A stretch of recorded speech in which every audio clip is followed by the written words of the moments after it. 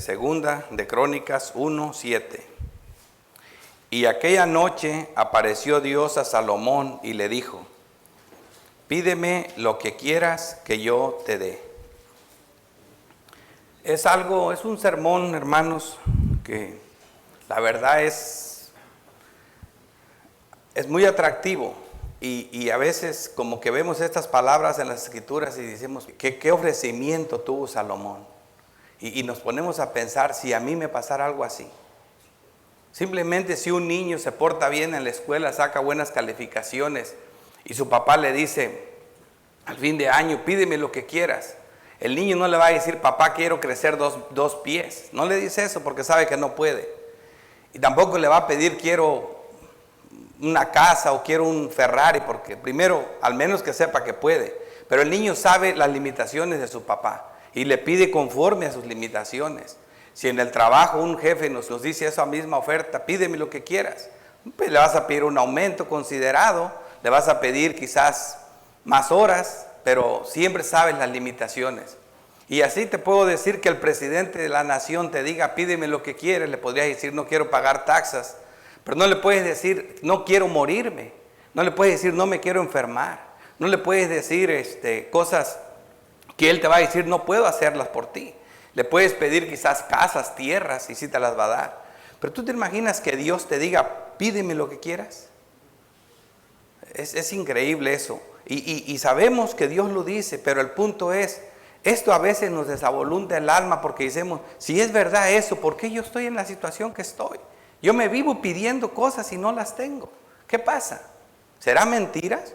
Vamos a ver qué dice Dios, vamos a ver el contexto del tema con la ayuda del Señor para que Dios nos muestre un entendimiento de este texto. Lo primero, vamos a entrar en contexto en el mismo pasaje. Ahí vemos empezando del versículo 3 que dice, y fue Salomón y con él toda esta asamblea al lugar alto que había en Gabaón. Aquí ya empezamos a tener algo. Salomón, ¿por qué se tiene que trasladar a Gabaón? Él estaba en un lugar donde ya estaba reinando y ahí tenían el arca del pacto. Pero parece que no era suficiente, él tenía que ir a Gabaón. Entonces aquí dice, porque ahí, aquí da la respuesta, estaba el tabernáculo de reunión de Dios. Estas son dos cosas importantes que vamos a ver. ¿Por qué a Gabaón? Y la respuesta, ahí estaba el tabernáculo. ¿Y qué tiene de grande ese tabernáculo? ¿Por qué Salomón se desplaza? ¿Te imaginas con 1000 animales para sacrificar? Con todos los levitas, con todos los ayudantes de los levitas y todo un pueblo de gente importante. Una asamblea solemne.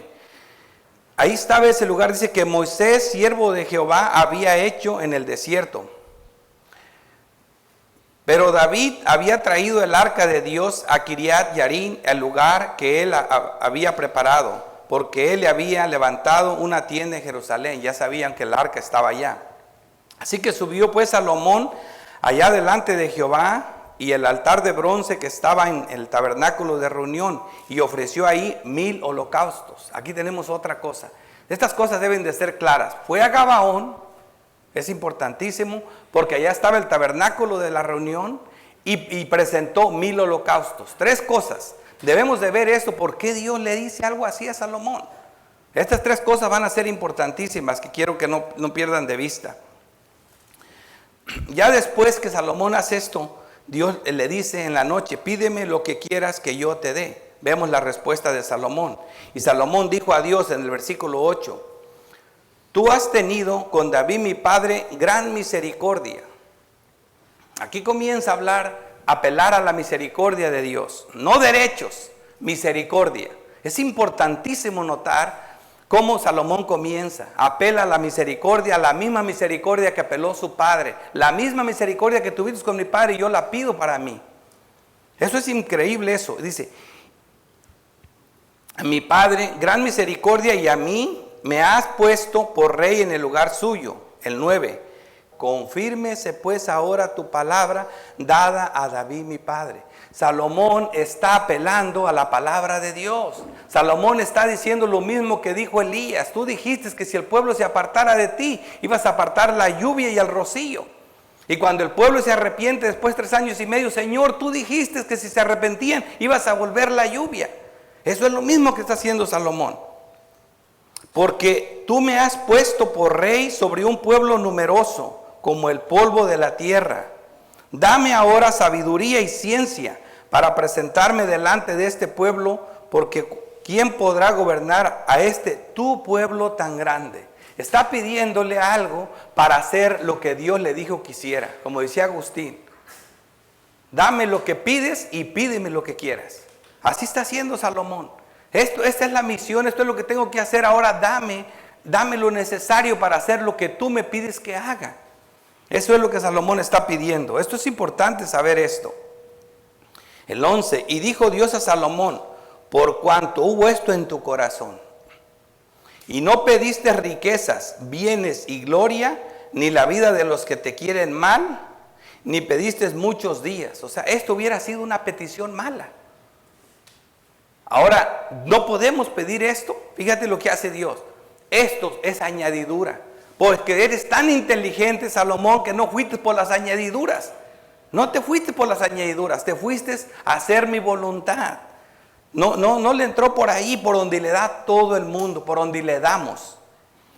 Sino que has pedido para ti sabiduría y ciencia para gobernar a mi pueblo. Andas haciendo lo que yo tengo, lo que yo te dije que hicieras. Sobre el cual te he puesto por rey. Yo te he puesto. David estaba gobernando conforme al corazón de Dios y Salomón también. Yo te he puesto. Dios escogió también a Salomón. Aquí viene el 12. Sabiduría y ciencia te son dadas y también te daré riquezas, bienes y gloria, como nunca tuvieron los reyes que han sido antes de ti, ni tendrán los que vengan después de ti. Ahí está. Al final de cuentas le dio eso y todo lo demás se lo hizo por añadidura. Eso es interesante hasta ahorita. Ahora vamos a ver la forma en que vamos a explicar esto. Primero, entrando al contexto, vamos a ver por qué era tan importante Gabaón. ¿Qué tenía de grande Gabaón? Vamos a ver un poco de la historia de Gabaón. Como segundo punto, vamos a ver qué hacía especial el tabernáculo de reunión. Porque por eso fueron a Gabaón, porque ahí estaba el tabernáculo de reunión. O sea, y por último, vamos a ver, pídeme lo que quieras. ¿Eso aplica a nosotros también? Pídeme lo que quieras. Eso también nosotros lo podemos hacer. Dios nos ha hecho alguna vez esa oferta a nosotros. Lo vamos a ver. Así que comencemos con la historia de Gabaón. Lo primero que quiero que vean aquí, uso un texto de apoyo porque es base para entender. Porque sin este texto es difícil entender lo que vamos a ver aquí en Gabaón. Así que este texto me va a servir mucho para apoyarme. Gálatas 3:13. Dice, Cristo nos redimió de la maldición de la ley, hecho por nosotros maldición, para que en Cristo Jesús las bendiciones de Abraham alcanzaran a los gentiles.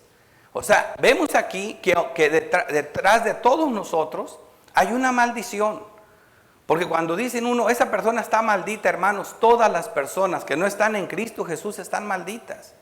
¿Por qué? Porque la ley precisamente, eso es lo que hace. El que no cumple todas las cosas de la ley para hacerla está maldito. ¿Y quién cumple la ley? Así que entre las personas que no creen hay una maldición. Pero Cristo nos redimió de la maldición de la ley, hecho por nosotros maldición, como dice este texto, para que en Cristo Jesús la bendición de Abraham alcanzara a los gentiles. Así que esto nos va a ayudar mucho. Aquí comencemos con Josué 9.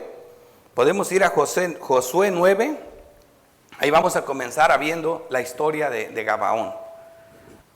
Cuando oyeron estas cosas, todos los reyes que estaban al este lado del Jordán, así en las montañas como en los llanos y en las costas del mar grande, delante del Líbano, los heteos, amorreos, cananeos, fereceos, heveos y jebuseos, aquí viene lo que me interesa, se concertaron para pelear contra Josué e Israel. Así que aquí vemos que a estas alturas Josué ya había derrotado a Jericó, a Ai, ya estaban tomando posesión de la tierra prometida, estaban haciendo la voluntad de Dios al tomar Canaán. Estos reyes, viendo que ellos venían y lo que venían haciendo, se juntaron. Y inclusive está raro porque aquí habla de que también estaban ahí los heveos. Y precisamente este fue el pueblo de los gabaonitas, de Gabaón. Así que lo que vemos aquí es que este pueblo se concertaron para pelear contra Josué e Israel. En otras palabras, contra Cristo y su pueblo. Ellos querían pelea. Pero aquí algo ocurrió. Mas los moradores de Gabaón, cuando oyeron lo que Josué había hecho, en el 3, a Jericó y a Ai usaron de astucia. Me acuerdo de las mismas palabras. Y el hijo pródigo volvió en sí. Usaron de astucia, volvió en sí. Lo que dicen, se les prendió el foco. Pero eso ustedes saben bien lo que es el llamado del Espíritu Santo. Pues fueron y se fingieron embajadores y tomaron sacos viejos sobre sus asnos y cueros viejos de vino, rotos y remendados y zapatos viejos y recocidos en sus pies, con vestidos viejos sobre sí, y todo el pan que traían para el camino era seco y mojoso. Se fingieron embajadores, querían mostrarle a Josué y a su pueblo que venían de una tierra muy lejana, porque sabían que esa tierra Josué la iba a tomar toda. Y ellos vieron el peligro de muerte, ellos creyeron que ese pueblo era un pueblo lleno de promesas de Dios y temieron. Así que este pueblo le miente a Josué, le dice, no, nosotros no somos de aquí, vinimos de lejos. Dice Josué, ¿no serán de aquí mismo? Porque nosotros no podemos dejarlos si son de aquí, de este pueblo. No. Y con todas las evidencias, ellos no investigaron más, les pareció bien a Josué y a los príncipes también. ¿Y qué hicieron? Les prometieron bajo juramento que no los destruirían. Así que 3 días después Josué ve el engaño, vio que lo habían engañado, y vemos lo que dice aquí en el 17. Y salieron los hijos de Israel al tercer día, llegaron a la ciudad de ellos, y sus ciudades eran Gabaón, Cafira, Berot y Kirián Yarim. Dice, y aquí vemos esta última ciudad, también me importa mucho. Aquí vemos ya Gabaón, pero esta última, Kiriat Yarim, esta ciudad tiene mucha importancia también. ¿Por qué? Porque ahí se encontraba el arca del pacto. ¿Ven? El santuario estaba en Gabaón y el arca del pacto estaba en Kirián Yarim. ¿Qué hacían estas cosas en una tierra de los heveos? Con esta gente. Mira, vemos allí por qué llegó el arca del pacto allí. Acuérdense que lo que le pasó a los hijos de Samuel, desobedecieron los sacerdotes, el arca fue capturada por los filisteos, después los filisteos se enfermaron y entonces ellos ya saben bajo qué condiciones mandaron el arca del pacto al pueblo de Israel otra vez. Pero entonces el arca llegó primero a esta ciudad, como dice aquí, primera de Samuel 6:19. Entonces Dios hizo morir a los de Bet-Semes. Esa ciudad, ahí llegó el arca del pacto. Dice, ¿por qué murieron? Dice, porque habían mirado dentro del arca de Jehová. Hizo morir del pueblo a 50,070 hombres. ¿Tú te imaginas? 50,070 hombres, una mortandad. ¿Cuál fue el pecado? Se atrevieron a ver adentro del arca. Se arrimaron a ver. Se llenaron de miedo. No eran dignos. Y fíjate lo que dicen en el 20. Dijeron los de Bet-Semes, ¿quién podrá estar delante de Jehová, el Dios santo? ¿A quién subirá desde nosotros? Dice, y enviaron mensajeros a los habitantes de Kiriat Yarim, diciendo, los filisteos han devuelto el arca de Jehová. Descended pues y llevadla vosotros. Y por eso llegó a ese lugar. Así que esto es importante. Ahora ya el arca, cuando viene Salomón con la asamblea, ya el arca ya está en Jerusalén. Pero todavía el tabernáculo de la reunión estaba en Gabaón. Así que estos lugares eran importantes. Así que cierro el paréntesis. Era la importancia de Kirián Yarim. Continúo con la historia. Josué descubre el engaño. Y llamándose Josué luego les llamó y les dijo, ¿por qué nos habéis engañado diciendo, habitamos muy lejos de vosotros, siendo así que moráis en medio nuestro? Ahora pues, malditos sois, y no dejaré de haber entre vosotros siervos a quien corten la leña y saque el agua para la casa de mi Dios. Es una maldición y a la vez una gran promesa. Pero lo bueno es que Cristo nos redimió de la maldición de la ley, hecho por nosotros maldición. O sea que esa maldición, al final de cuentas, estos hombres parecían levitas. Estaban haciendo nada menos y nada más que siendo no eran las enfermeras, eran las ayudantes de las enfermeras, o no eran los doctores, eran los enfermeros, pero estaban haciendo la obra, estaban ministrando en el templo de Dios. Por eso estaban ahí el altar del tabernáculo y por eso se encontraba ahí el arca, porque estos hombres que mintieron para poder llegar allí, estos hombres creyeron en el poder de Dios, estos hombres que se humillaron, que se vistieron de harapos, que no confiaron en sus fuerzas, y no porque eran pequeños, ahorita van a ver. Estos hombres creyeron a Dios, y Dios les tomó eso como justicia, y aquí son integrados a ese pueblo, como esclavos de Cristo. 25, ahora pues, henos aquí en tu mano, lo que te pareciera bueno y recto hacer de nosotros, hazlo. Fíjate qué cosa. Henos aquí en tu mano, lo que te pareciere bueno y recto hacer de nosotros, hazlo. Así es como habla un pobre en espíritu, uno que se despoja de todo. Bienaventurados los pobres en espíritu, porque ellos heredarán la tierra, y eso fue lo que les pasó a esta gente.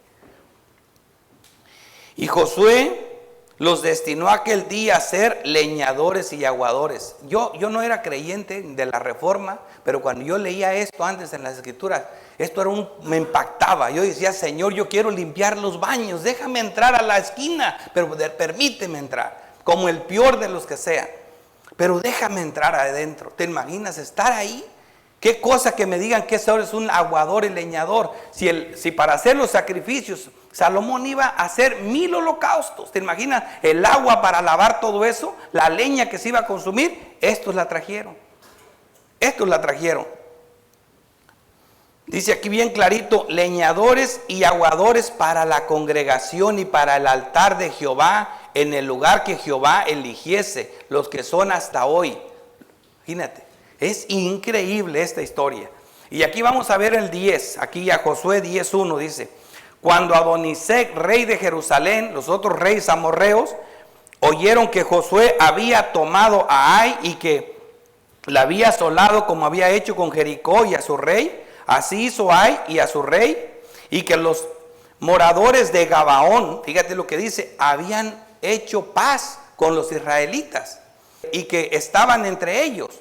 Tuvieron gran temor porque Gabaón era una gran ciudad, fíjate. Los que parecía que no quebraba, era una gran ciudad, como una de las ciudades reales, mayor que hay. Y todos sus hombres eran fuertes. No creas que eran débiles, eran fuertes, pero confiaron más en Dios que en sus fuerzas, que en el tamaño de su ciudad. Ellos no cometieron el error de los de Ai. Así que aquí los ves, no eran débiles.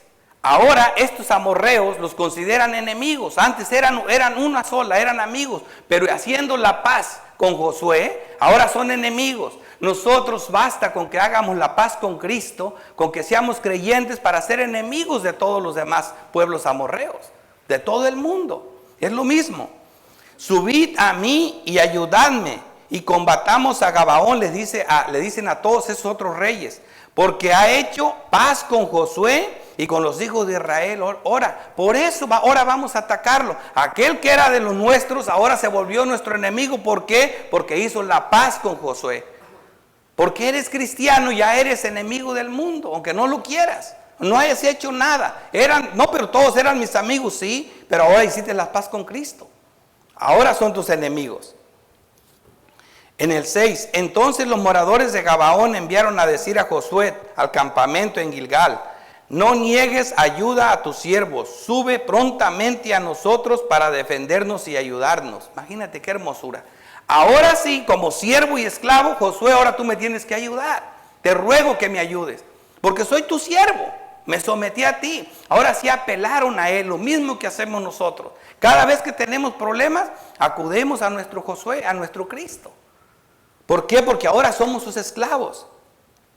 Porque a todos los reyes de los amorreos que habitan en las montañas se han unido contra nosotros. Ahora todo el mundo se viene contra nosotros. Josué, ayúdanos.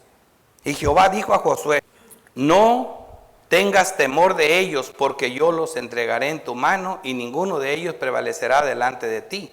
Entonces Josué habló a Jehová el día en que Jehová entregó al amorreo delante de los hijos de Israel y dijo en presencia de los israelitas: Sol, detente en Gabaón, y tú, luna, en el valle de Ayalón. Y el sol se detuvo y la luna se paró hasta que la gente se hubo vengado de sus enemigos. ¿Para qué se hizo Dios este milagro tan grande? Porque Josué estaba rescatando, estaba defendiendo a su pueblo, a sus siervos, a sus esclavos. La detuvo hasta que se hayan vengado de sus enemigos. ¿Tú te imaginas? Dios promete hacer milagros grandes como parar el sol y la luna para que nosotros podamos vencer a nuestros enemigos de la mano de nuestro Josué, de nuestro Cristo. Esto es lo que estamos viendo aquí. Es increíble la grandeza de Dios, cómo Dios puede hacer cualquier milagro. Por eso le digo que la gente dice: pero yo no veo milagros. El milagro de la salvación es el milagro más grande de la tierra. Más grande que se detenga el sol y que se detenga la luna. Es muy grande. Y eso fue lo que ocurrió aquí. Ahora, no crean que me la estoy inventando. Vemos aquí un comentario de Matthew Henry, que es de los mejores para el Antiguo Testamento. Dice: imitemos en esto a estos gabaonitas y busquemos la paz con Dios, vestido de los harapos de nuestra miseria, con humillación, mortificación y santo pesar, de forma que nuestra iniquidad no nos llegue a arruinar. Hagámonos siervos de nuestro Josué, el Señor Jesús, y hagamos pacto con Él y con los suyos para que tengamos vida. Estas son las palabras citadas de Matthew Henry. Lo mismo que les estoy diciendo. ¿Ven? Exactamente. Porque luego dicen: ¿cómo se inventan esas cosas? No, hermano, nosotros estamos hablando de algo que se está estudiando bajo las reglas hermenéuticas. Algo claro. Las escrituras todas hablan de Cristo. Esto puede considerarse como un tipo de la futura admisión de los gentiles en la iglesia. Esto no es nuevo y no nada más aquí lo estamos viendo, y eso es lo que pasó aquí. Nosotros los gentiles somos un pueblo que no éramos pueblo, no merecíamos estar en medio de ellos, pero por la gracia de Dios, Cristo nos redimió de la maldición de la ley y somos parte de ese pueblo de Dios. Y lo mismo pasó por ejemplo, en el caso de Ruth, la moabita. Esta mujer no debería de ser parte de Canaán, y se convirtió no solo en parte de Canaán, se convirtió en la esposa de uno de los príncipes de Canaán, la mujer de un príncipe. Como vemos, Ruth 2:12 dice: ella entendió esto, de que también ella le creyó a Dios, también ella tuvo temor de Dios, y por la fe que ella tuvo, volvió a ser parte del pueblo de Dios. Dice aquí en Ruth 2:12: Jehová recompense tu obra y tu remuneración sea cumplida de parte de Jehová, Dios de Israel, bajo cuyas alas has venido a refugiarte. Eso es lo que hizo esta mujer. Le dijo a su suegra que su Dios sería su Dios y su pueblo sería su pueblo. Y ella no se regresó con el pueblo pagano, sino que vino a formar parte de la gran familia de Dios. Se casó con Booz, que la redimió. Y ese Booz también es un príncipe del pueblo de Israel. Booz tenía la simiente de Cristo. Así que Ruth también tuvo en su vientre la simiente de Cristo, que ella fue la esposa del hijo de Booz, de Isaí. Luego ya ven que Isaí fue el papá de David. También eso es interesante verlo. Así que Oseas 1:10 dice: con todo será el número de los hijos de Israel como la arena del mar, que no se puede medir ni contar. Y en el lugar donde se les fue dicho: vosotros no sois pueblo mío, eso mismo era para los gabaonitas, eso mismo era para Ruth. Les dice la palabra de Dios: les será dicho: sois hijos del Dios viviente, por la fe.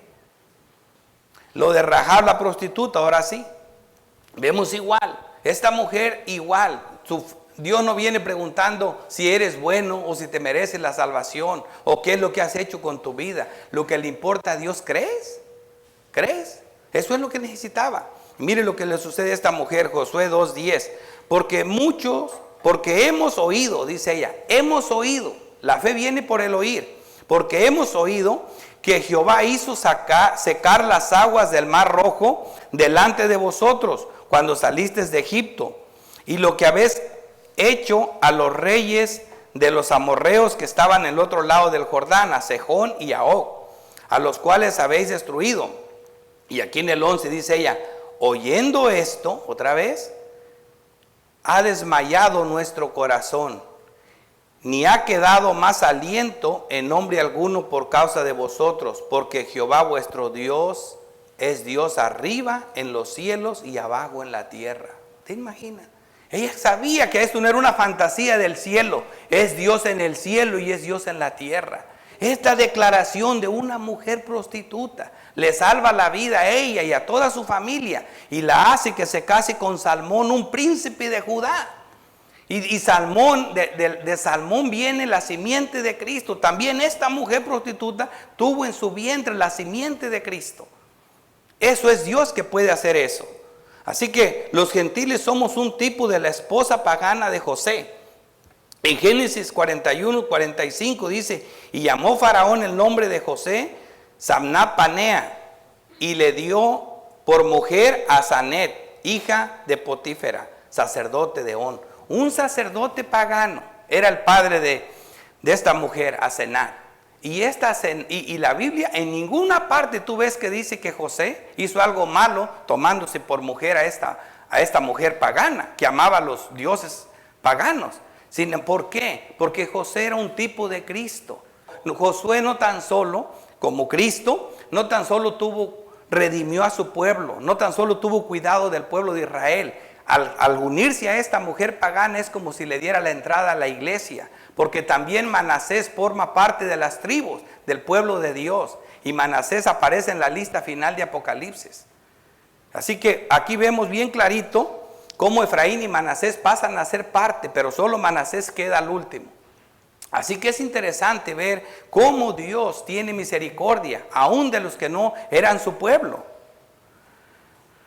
No olvidemos que somos gabaonitas y no israelitas, pero por la fe somos un solo pueblo, y tenemos los versículos que prueban esto.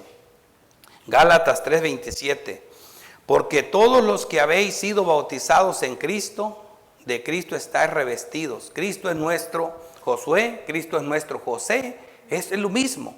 De Cristo estamos revestidos. Ciertamente, linaje de Abraham sois y herederos según la promesa. Esta es lo que nos hace. Cristo nos redimió de la maldición de la ley, hecho por nosotros maldición, para que alcancemos las promesas de Abraham, estas promesas. Así que ahora ya vieron un poquito el contexto de Gabaón, ya vieron la historia de esa ciudad. No era cualquier cosa. ¿Por qué fueron a dar ahí el arca, tanto el arca a Kiriat Yarit y tanto el tabernáculo a Gabaón? Porque esos hombres eran los siervos de los levitas. Ellos eran los que acarreaban la leña, ellos eran los que acarreaban el agua, y estaba cómodo estar ahí, esos lugares instalados. Imagínense. Así que ellos por la fe se apropiaron de las cosas más grandes del pueblo de Dios. Y ahorita vamos a ver, para entender mejor la importancia de lo demás, es qué hacía especial el tabernáculo de la reunión. Ahora vamos a ver qué lo hacía tan especial para que Salomón fuera hasta allá. Éxodo 25:8 dice, y harán un santuario para mí, y habitaré en medio de ellos. ¿Ven? Primero, este santuario era para que Dios habitara en medio de su pueblo. Y luego dice la otra parte, Levítico 9:23, y entraron Moisés y Aarón en el tabernáculo de reunión, y salieron y bendijeron al pueblo, y la gloria de Jehová se apareció a todo el pueblo. Dios se apareciaba al pueblo, Dios se manifestaba. Ahí lo tienen. Ese lugar, alrededor estaba todo el pueblo reunido, las 12 tribus de Israel alrededor de él. Ese lugar era el lugar donde Dios se reunía con su pueblo. Era un lugar especial. Por eso ese era lo grande. Y Salomón, aunque el arca estaba allá, él necesitaba el otro lugar. ¿Por qué? Porque iba a hacer sacrificios. No se podía arrimar a pedir algo, no podía arrimarse a un Dios tan santo si no había sangre para que lo limpiara de sus pecados. Nadie podía presentarse delante de Dios, ni el sumo sacerdote, sin sangre, porque sin sangre no había remisión de pecados. Dios ni siquiera te iba a escuchar. Así que ese era el propósito de llegar allí. Pero vamos a examinar mejor, para un mejor entendimiento, por qué él hizo esto. Aquí vemos entonces en el 6, dice, subió pues Salomón allá delante de Jehová al altar de bronce que estaba en el tabernáculo de reunión. El altar de bronce es luego al entrar lo primero que se ve ahí. O sea que ni siquiera puedes avanzar para adelante si primero no pasas por ahí. Ahí se sacrificaron los 1000 sacrificios que él llevaba, los 1000 animales, fueron sacrificados ahí. Esa leña y esa agua que se usó, que está allá enfrente, la tuvieron que acarrear los gabaonitas. Por eso era tan importante que era Gabaón el lugar. Así que ahora vamos a ver, aquí hay 7 muebles sagrados que componen este tabernáculo de la reunión. Y los vamos a ver cuál es la importancia de ellos. Vamos a comenzar con el altar. El altar de bronce. Es un símbolo, todo esto está bien verificado. Estos son comentarios desde Matthew Henry, de Pink, comentarios como de 5 de los mejores teólogos que hay. Y estas son las cosas, inclusive Jonathan Edwards está aquí. Estamos viendo también al pastor Thomas Montgomery. Todo esto, más o menos, hay mucha información, mucho simbolismo, pero voy a ir con las partes más importantes, lo que más me llamó la atención. Así que el altar de bronce es un símbolo de la expiación a través del sacrificio. Eso lo sabemos todito. Es un símbolo de la expiación a través del sacrificio. Sin derramamiento de sangre no podías. Todo se tenía que purificar con sangre. Así que eso era un símbolo de la expiación a través del sacrificio. Apunta a Cristo y a su sacrificio en la cruz. Por eso era un lugar alto, medía más de 1 metro. No lo alcanzabas así, tenías que ponerte un escalón escalón para subir a él. Por eso lo miraba Jonathan Edwards como la cruz del Calvario. Por eso era un lugar alto. Y lo demás aquí vemos un símbolo de la expiación. Y en Hebreos 2:17 dice, por lo cual debía ser en todo, hablando de Cristo, semejante a sus hermanos, para venir a ser misericordioso. Aquí vemos otra vez a lo que apeló Salomón, misericordia. Y fiel sumo sacerdote en lo que a Dios se refiere, para expiar los pecados del pueblo. Aquí vemos a Cristo apuntando a eso mismo. Y aquí Efesios 5:2 dice, y andad en amor, como también Cristo nos amó y se entregó a sí mismo por nosotros, ofrenda y sacrificio a Dios en olor fragante. Es Cristo el que fue crucificado en un altar como ese, en olor fragante. ¿Para qué? Para expiar los pecados de su pueblo, para poder presentarse delante de Dios sin problema. Así que ese es un símbolo de Cristo. Aquí ven el segundo mueble. Vamos a ver la fuente del agua que se encuentra ahí. Eso es un símbolo de renovación espiritual, de regeneración por Cristo a través del Espíritu Santo, lavamiento por la regeneración del bautismo. Son las partes más importantes de muchas que hay. Eso simboliza el agua. Y en Tito 3:5 dice que Cristo, nos salvó, Cristo, no por obras de justicia que nosotros hubiéramos hecho, sino por su misericordia. Otra vez la misericordia a la que apeló Salomón, por el lavamiento de la regeneración. Aquí está, el lavamiento de la regeneración y por la renovación en el Espíritu Santo. Es lo que simbolizaba el agua. El lavamiento de la regeneración, lo que hace el Espíritu Santo con nosotros. Una es que se hace expiación, una es que tú eres rociado con la sangre de Cristo y tu pecado es borrado. Tienes que empezar a ser santificado. Esa es la obra del Espíritu Santo, purificarte, limpiarte. Eso es lo que apuntaba esa agua ahí, la fuente. Luego viene con el tercero, la mesa para el pan de la presentación o propiciación, que eran 12 panes que se encuentra adentro, luego ahí a mano derecha, ahí estaba esa mesa.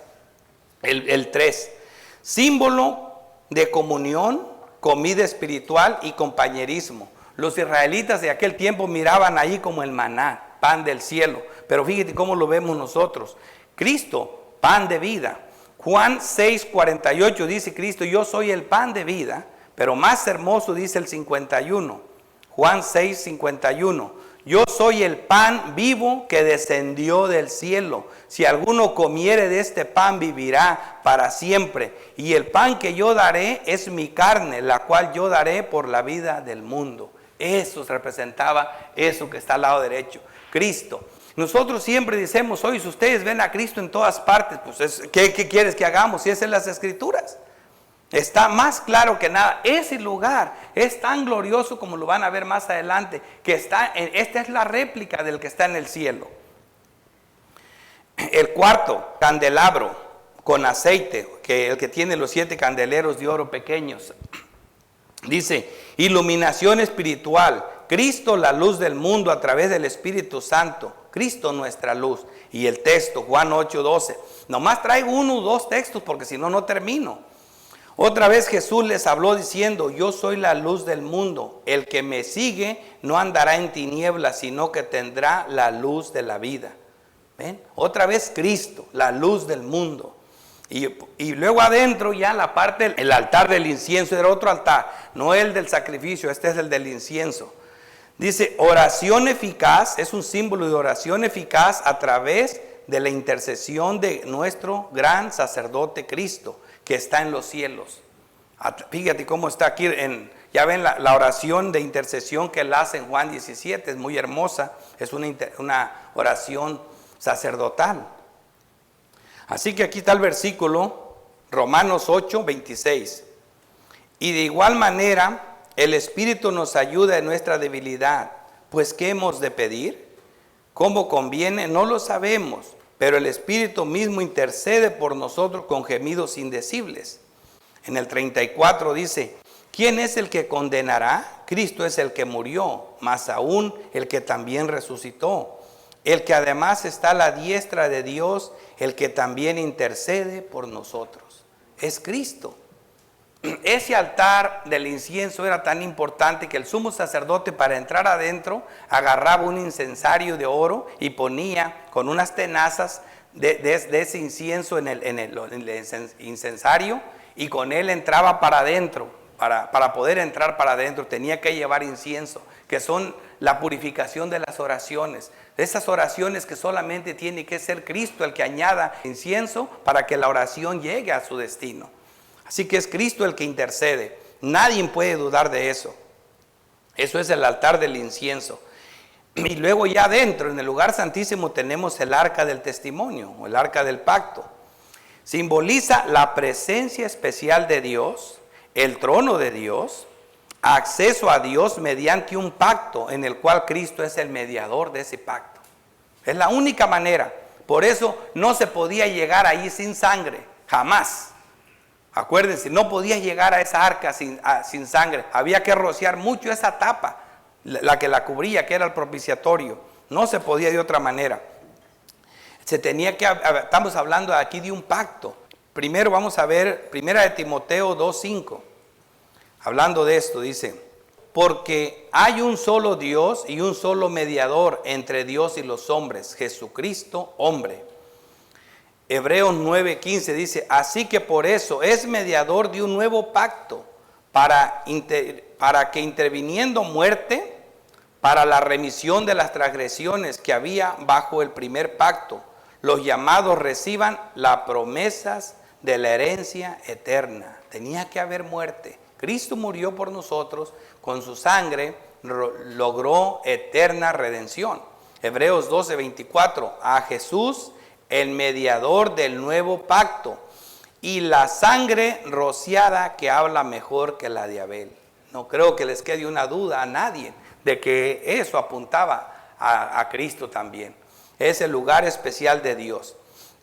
La ley es la esencia de Dios. La ley es, Cristo es el cumplimiento de la ley. Si la ley tuviera patas, es Cristo. Eso es la esencia, eso es naturaleza. Eso es lo que representaba la ley, la naturaleza de Cristo, su carácter, su forma de ser.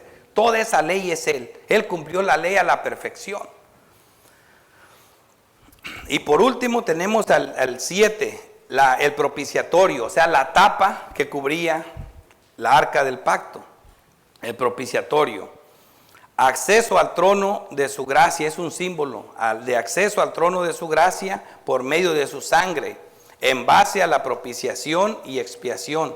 Cristo es nuestro propiciatorio, nuestra propiciación. Y eso está claro, dicen, ahora hasta Cristo es la tapa. ¿De dónde sacan eso? No te conformas con que Cristo sea la arca, ahora también Él es la tapa. Pero es que es lo que la Biblia dice. No sé por qué nos pueda molestar tanto que Cristo sea todo en nuestras vidas. Romanos 3:25, a quien Dios puso como propiciación por medio de la fe en su sangre, para manifestar su justicia a causa de haber pasado por alto en su paciencia los pecados pasados. La ley te condenaba. Esa tapadera con sangre arriba, Dios ya no miraba tu pecado y te perdonaba. Por eso Cristo es la propiciación, porque si Cristo no muere, no derrama su sangre sobre esa tapa, nunca hubiera habido ninguna persona que fuera al cielo. Porque precisamente Él es la propiciación. Y por si no les queda claro, porque dice no un versículo, primera de Juan 2:2, y Él es la propiciación por nuestros pecados. Y si todavía no queda claro, primera de Juan 4:10, en esto consiste el amor, no en que nosotros hayamos amado a Dios, sino en que Él nos amó a nosotros y envió a su Hijo en propiciación por nuestros pecados. Eso es Cristo. Ahora ya saben la importancia de ese lugar. Eso es ese es el tabernáculo de la reunión. No crean que por cualquier cosa fue Salomón allá. Fue ahí porque ahí se manifestaba la presencia especial de Dios. Ahora estando ya presente Cristo, ya no son más figuras ni símbolos, olvídense de eso, tipos, sombras, sino realidades, antitipos del cuerpo mismo. Hebreos 8:5 dice, las cuales todas esas cosas sirven a lo que es figura y sombra. Todo eso es figura y sombra de las cosas celestiales, como se les advirtió a Moisés cuando iba a erigir el tabernáculo diciendo, mira, haz todas las cosas conforme al modelo que se te ha mostrado en el monte. Es un modelo del verdadero tabernáculo.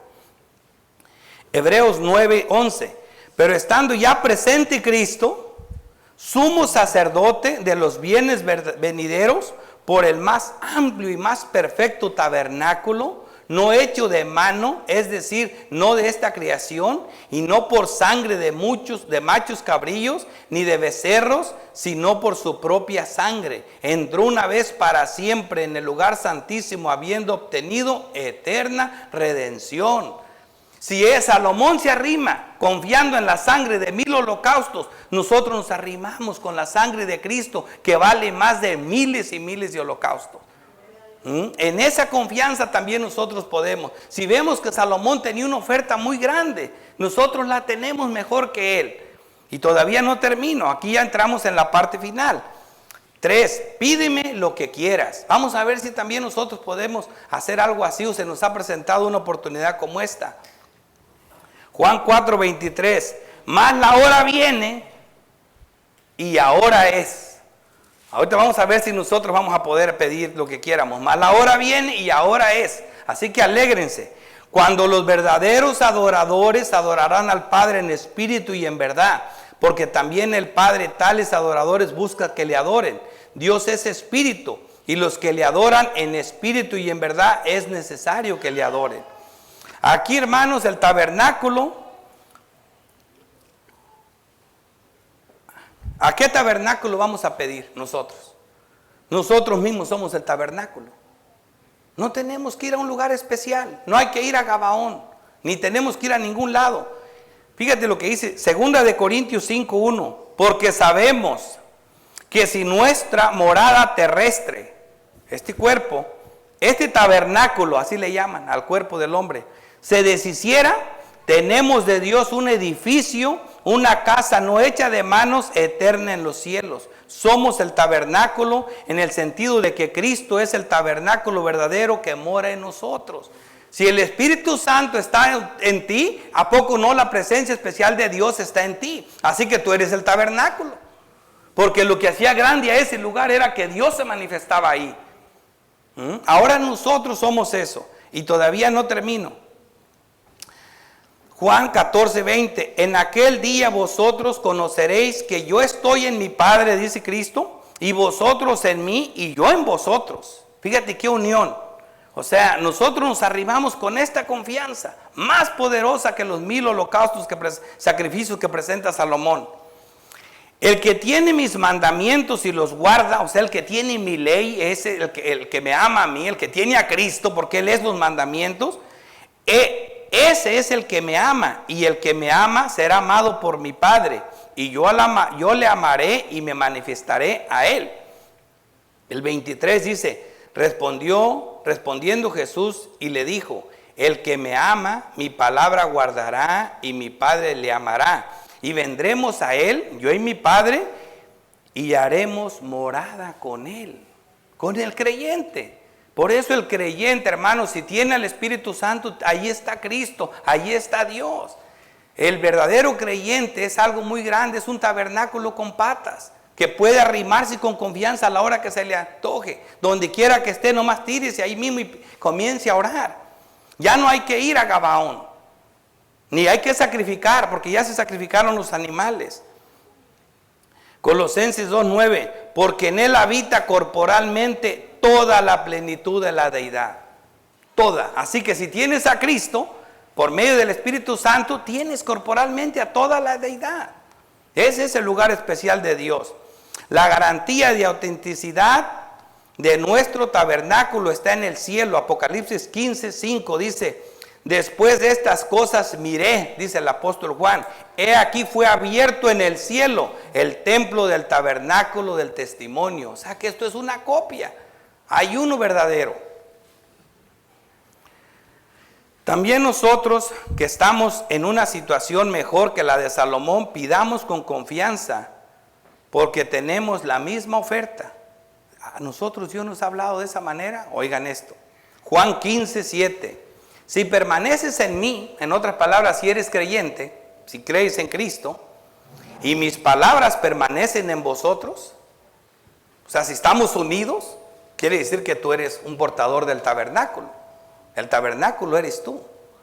Pedid todo lo que quieras y yo será hecho. También tenemos esa oferta. Pedid todo lo que quieras y yo será hecho. Para que vean.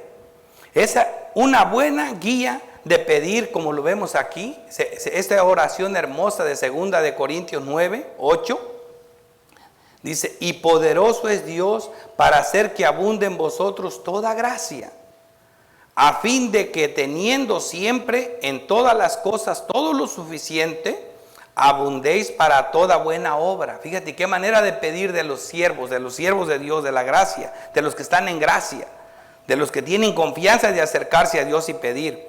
Como está escrito, dio a los pobres, su justicia permanece para siempre, y el que da semilla al que siembra y pan al que come, proveerá y multiplicará vuestra sementera, aumentará los frutos de vuestra justicia. Eso es un milagro grandísimo. Aumentará los frutos de vuestra justicia. Hará que estéis enriquecidos en todo para toda libertad, la cual produce por medio de nosotros acción de gracias a Dios. Eso es una hermosa oración de qué pedir.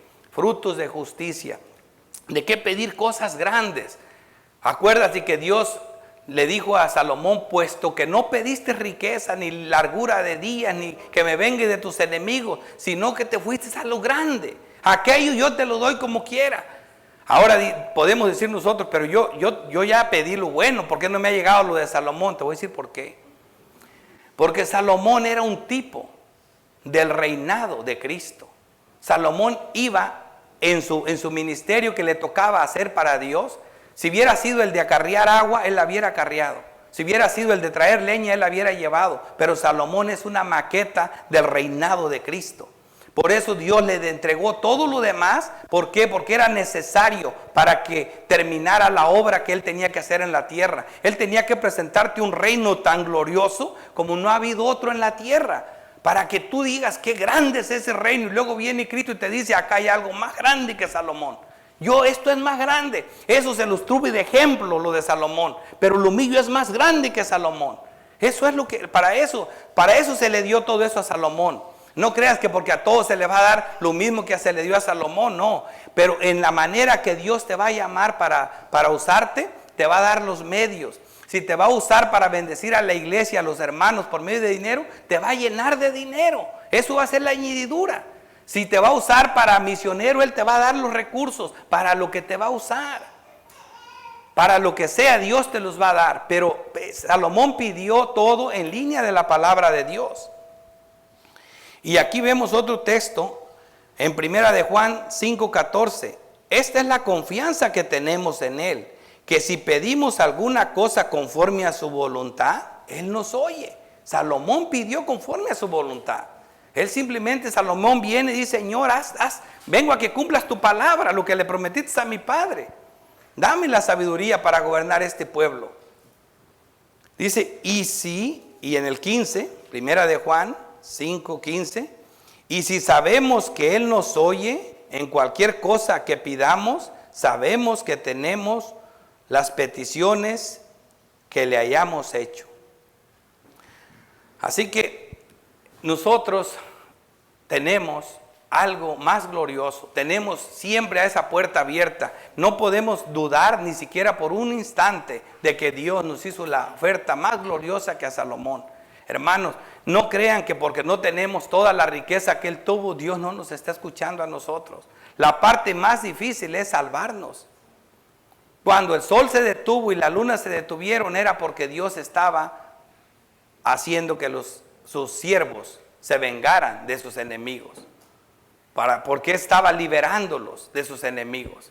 Así que para que Dios nos guarde cada día del pecado, que esa oración la hacemos nosotros, Señor, guárdanos del pecado, líbranos de la tentación, le estamos diciendo, guárdanos de nuestros enemigos. Eso que Dios hace con nosotros es más grande que se detenga el sol y la luna. Es más grande.